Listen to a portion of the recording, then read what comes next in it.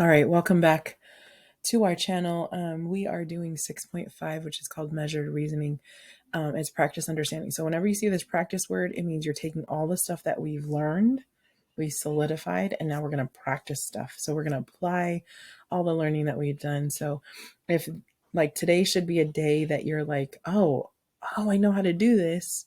Maybe not completely. You shouldn't feel like super comfortable, but you should definitely feel like um, you're moving forward in your understanding because now you're seeing what you can understand. Okay, so oh, my iPad is frozen. Hold on, let me go out and come back in. Oh, look at that. Give me a second. All right. I'm going to swipe out and come back in. All right, so the first jumpstart problem we're actually going to do together.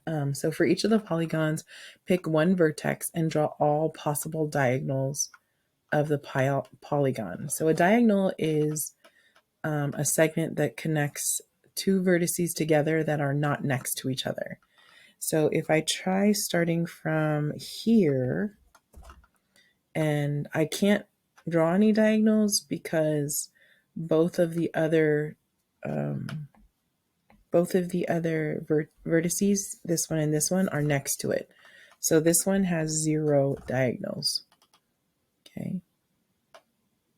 And then so from here, from this other one, it's asking you to draw all of the possible diagonals of the polygon that include that vertex. So I'm just looking for how many diagonals I can go. So I'm going to start again. I'm going to start right here. And I can't go to this one because he's next to it. Can't go to that one because he's next to it. So the only one that I can draw is this one. Oops, can't even draw a line here. Hold on a second. Let's try that again. So it's right here.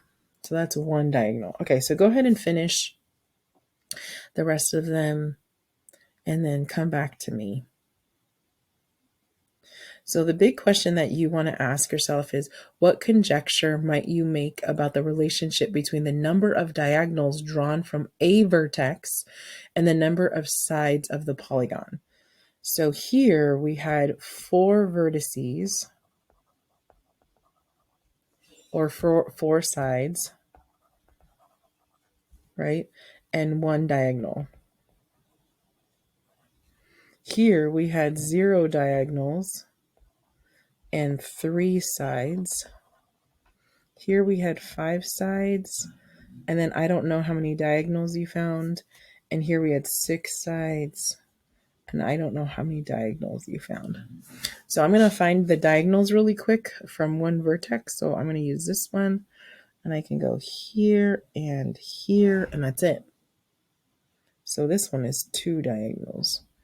Do you see any patterns between the number of sides and the number of diagonals? Do you see a pattern yet? Okay, and so some of you are like, oh yeah, I see the pattern. Okay, good.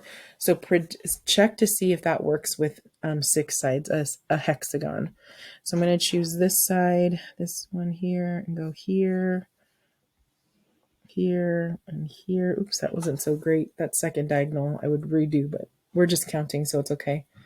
So here we have, sorry, not 4. We have 3. So the pattern, what pattern do you see?